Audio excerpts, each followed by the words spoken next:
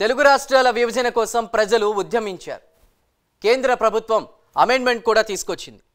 రాజకీయంగా ఎన్నో మలుపులు తిరిగాయన్నది ఎంత వాస్తవమో నేటికి పరిష్కార అంశాలు కేవలం పేపర్లకే పరిమితమై ఉండడం కూడా అంతే నిజం. ఒకటి కాదు రెండు కాదు, దశాబ్దం దాటినా ఇంకా వివాదాలు కొలిక్కి రాలేదు. అంతా రాజకీయాలే, మధ్యలో నలిగింది మాత్రం అభివృద్ధి. అప్పట్లో హామీలు ఇచ్చారు, ప్రతిపక్షం కూడా ఆమోదించింది. అయినా పరిష్కారం కాని అంశాలు కానీ రాష్ట్ర విభజన సమస్య నేటికి కొనసాగుతోంది. చట్టాన్ని రూపొందించిన వారే ఇప్పుడు లొసుగులు ఉన్నాయంటూ చెప్తున్నది అధికార యంత్రాంగమే. స్వార్థ రాజకీయాలకు బలవుతుంది ఎవరు? ఎన్నికల సమయంలో విభజన అంశాలు పావులుగా మారిపోవడమే రాజకీయ వ్యూహమా? విలువైన ఆస్తుల పంపకాల అవసరం అప్పట్లో తెలియదా?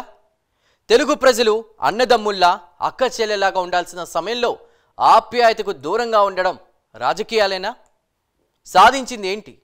ప్రజలు కోరుకుంటుంది ఏంటి? ఉద్యమాన్ని మరిపించిన కొత్త సందేహాలు, పరిష్కారానికి మార్గం లేని అనేక అనుమానాలు నీటికి చుట్టుముడుతూనే ఉన్నాయి. ఆ విభజన కష్టాలేంటో ఓసారి నెమరు వేసుకుందాం.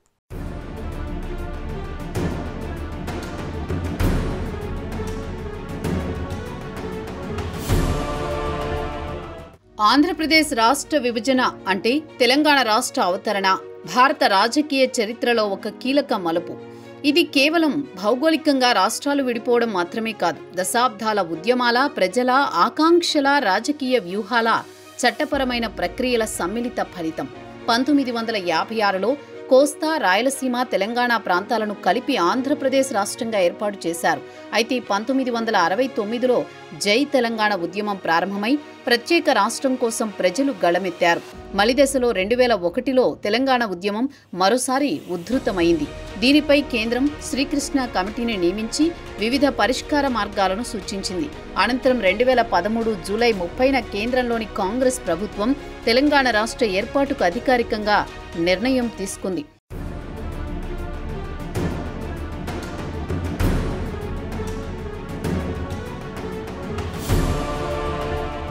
తెలుగు రాష్ట్రాల విభజన సమయంలో అప్పటి ప్రతిపక్షంగా ఉన్న బీజేపీ కూడా రాష్ట్ర విభజనకు మద్దతు తెలిపింది. 2014లో లోక్సభ, రాజ్యసభల్లో ఆంధ్రప్రదేశ్ పునర్విభజన బిల్లు ఆమోదం పొందింది. రాష్ట్రపతి సంతకం చేయడంతో అది చట్టంగా మారింది. అదే ఏడాది జూన్ 2న ఉమ్మడి ఆంధ్రప్రదేశ్ రెండుగా విడిపోయి తెలంగాణ రాష్ట్రం అధికారికంగా ఏర్పడింది. ఈ పునర్విభజన ప్రక్రియను 12 భాగాలు, 108 సెక్షన్లు, 13 స్కెడ్యూళ్లతో చక్కగా రూపొందించారు. హైదరాబాద్ను 10 సంవత్సరాల పాటు ఉమ్మడి రాజధానిగా కొనసాగించేలా నిర్ణయం తీసుకున్నారు. ఆస్తుల పంపకం, ఉద్యోగుల బదిలీ, విద్యా సంస్థలు మరియు ప్రభుత్వ కార్పొరేషన్ల విభజనకు స్పష్టమైన మార్గదర్శకాలు రూపొందించారు. 9, 10వ స్కెడ్యూళ్లలో ప్రభుత్వ సంస్థల పంపకం, ఆస్తుల హక్కులపై వివరాలు పొందుపరిచారు.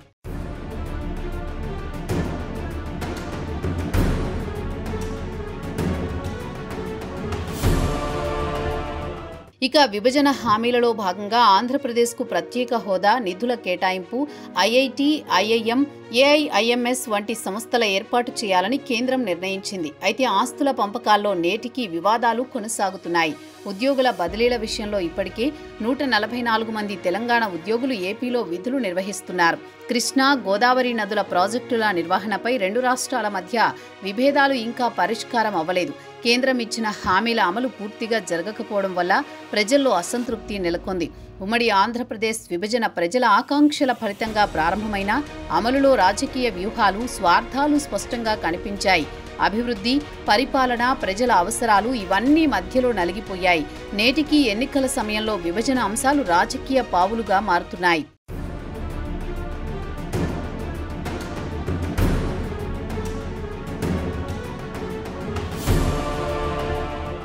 అపరిష్కృత విభజన అంశాలపై రాష్ట్ర ప్రభుత్వాలు దృష్టి సారించినప్పటికీ రెండు రాష్ట్రాల మధ్య భిన్న వాదనల కారణంగా 9వ, 10వ స్కెడ్యూల్లోని అనేక సంస్థలు ఇంకా పరిష్కార దశకు చేరలేదు. సంస్థలతో పాటు పలు ఆర్థిక అంశాలు కూడా పెండింగ్లోనే ఉన్నాయి. వివిధ ప్రభుత్వ కార్పొరేషన్లు, విద్యా సంస్థలు, అభివృద్ధి సంస్థల విభజన వ్యవహారం ఇరు రాష్ట్రాల మధ్య ఇంకా కొలిక్కి రాలేదు. 9వ స్కెడ్యూల్లోని అంశాలపై కేంద్ర ప్రభుత్వం ఏర్పాటు చేసిన షీలా బిడే కమిటీ పలు సిఫార్సులు చేసింది. ఈ కమిటీ పరిశీలించిన 91 కార్పొరేషన్లలో ఆర్టీసీ, ఎస్ఎఫ్సి, వంటి 23 కీలక సంస్థలపై ఇరు రాష్ట్రాల మధ్య భిన్న అభిప్రాయాలు కొనసాగుతున్నాయి.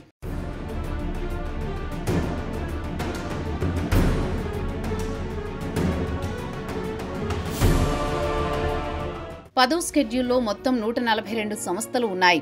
ఇందులో తెలుగు అకాడమీ వంటి 30 సంస్థల విషయంలో ఆంధ్రప్రదేశ్, తెలంగాణ మధ్య భిన్న అభిప్రాయాలు కొనసాగుతున్నాయి. విభజన చట్టంలోని 75వ సెక్షన్ ప్రకారం స్థానికత ఆధారంగా ఆయా సంస్థలు సంబంధిత రాష్ట్రాలకు చెందుతాయని పేర్కొనబడింది. అయితే నిబంధనల ప్రకారం సేవలను 2 రాష్ట్రాలు ఉపయోగించుకోవచ్చని కూడా చట్టం స్పష్టం చేస్తోంది. కేంద్ర హోంశాఖ పలుదఫాలుగా సమావేశాలు నిర్వహించినప్పటికీ ఈ అంశాలపై ఏపీ, తెలంగాణ మధ్య ఏకాభిప్రాయం కుదరలేదు. కొన్ని అంశాల్లో 2 రాష్ట్రాలు న్యాయస్థానాలను ఆశ్రయించాల్సిన పరిస్థితి కూడా ఏర్పడింది. ఇక రాజ్భవన్, హైకోర్టు, లోకాయుక్త వంటి రాజ్యాంగబద్ధ సంస్థల నిర్వహణ విషయంలో జనాభా ప్రాతిపదికన బకాయిలు రావాలని తెలంగాణ రాష్ట్రం అభిప్రాయపడుతోంది.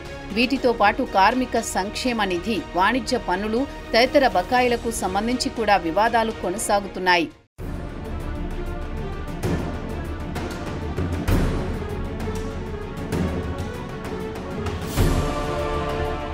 విభజన అనంతరం విద్యుత్ సరఫరా బకాయిలు, ఉద్యోగుల బదిలీ, తెలంగాణ ఆర్టీసీ ఆస్తుల విషయంలో 2 రాష్ట్రాల పరస్పర విభేదాల్లో చిక్కుకున్నాయి.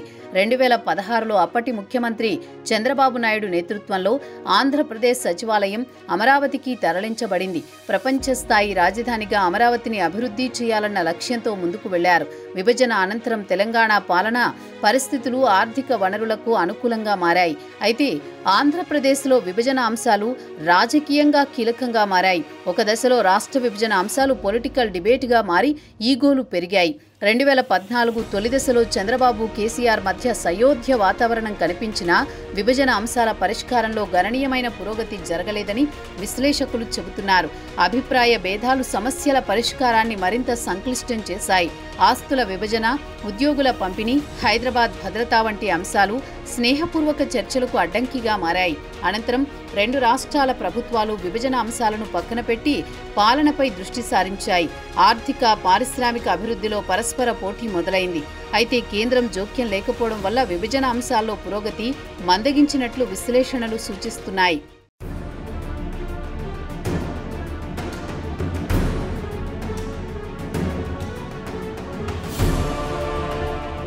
విభజన అనంతరం జరిగిన 2వ దఫా అసెంబ్లీ ఎన్నికల్లో తెలుగు రాష్ట్రాల ముఖ్యమంత్రులుగా కేసీఆర్, జగన్ బాధ్యతలు చేపట్టారు. వీరి హయాంలో కూడా విభజన అంశాలు తూతూ మంత్రంగానే సాగాయి. పూర్తి స్థాయిలో పరిష్కారం సాధ్యపడలేదు. ఉమ్మడి సమావేశాలు నిర్వహించినా నీటి పంపిణీపై ఒప్పందాల్లో కొంత పురోగతి కనిపించినప్పటికీ కాళేశ్వరం ప్రాజెక్టుకు జాతీయ హోదా విషయంలో నాటి జగన్ సర్కార్ సుప్రీంకోర్టును ఆశ్రయించింది. విభజన అంశం రాజకీయంగానే మిగిలిపోయాయి. దాంతో 10 ఏళ్ల పాటు ఈ అంశాలు అలాగే కొనసాగాయి. కేంద్ర ప్రభుత్వం కూడా తెలుగు రాష్ట్రాల మధ్య నెలకొన్న విభేదాలను పట్టించుకోలేదు. నిర్ణయాత్మక జోక్యం లేకపోవడం వల్ల కేసీఆర్, జగన్ హయాంలో జరిగిన చర్చలు అమలులో ఊపును కోల్పోయాయి. ఈ పరిణామాలను రాజకీయ వ్యూహంగా మలుచారని విశ్లేషకులు అభిప్రాయపడుతున్నారు.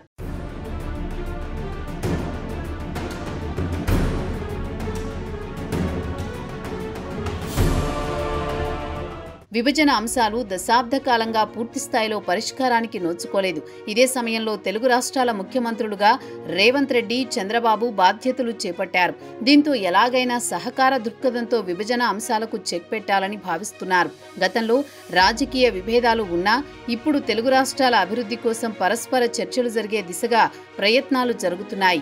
ఈ క్రమంలోనే గత ఏడాది జూలైలో ఇరు రాష్ట్రాల సీఎంల మధ్య ప్రత్యక్ష సమావేశం జరిగింది. గత 10 ఏళ్లుగా పెండింగ్లో ఉన్న అంశాలను పరిష్కరించాలని ఇరువురు నిర్ణయించారు. గివ్ అండ్ టేక్ విధానాన్ని సూచిస్తున్నారు. ఆర్టీసీ ఉద్యోగుల బదిలీ, ఆస్తుల పంపిణీ వంటి అంశాలపై సత్వర పరిష్కారం దిశగా అడుగులు వేస్తున్నారు.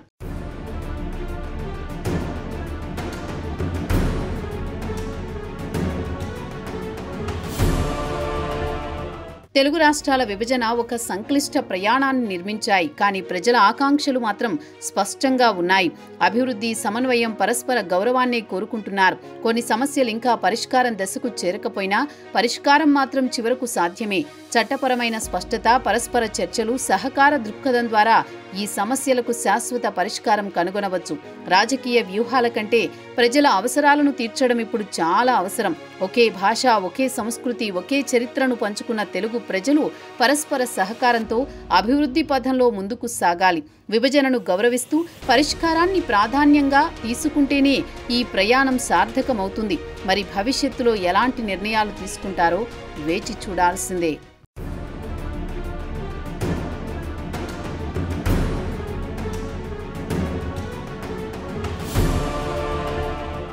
విభజన జరిగి 10 ఏళ్లు దాటింది.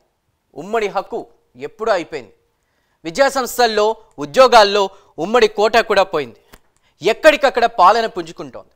కానీ ఆస్తుల విభజన మాత్రం ఇంకా జరగకపోవడం చూస్తుంటే ఇక రాష్ట్రాల విభజన అంటేనే అదొక ప్రహసనంలా మారిపోతుంది అనడంలో ఏమాత్రం సందేహం లేదు. అన్నదమ్ముల్లాగా విడిపోదాం అనేటువంటి నానుడు బాగుంది, కానీ ఆస్తుల పంచాయతీ మాత్రం ఓ కొలిక్కొచ్చేలా లేదు. కాకపోతే 2 రాష్ట్రాల్లోనూ కార్యదక్షత కలిగినటువంటి సీఎంలున్నారు కాబట్టి కేంద్రంలోనూ సుస్థిరమైన సర్కారు ఉన్న నేపథ్యంలో ఇప్పుడు విభజన సమస్యల పరిష్కారానికి కొంత అవకాశం కూడా ఉంది. ఇప్పుడు జరగకపోతే ఇక ఎప్పుడు అనేటువంటి మాట కూడా వినిపిస్తోంది.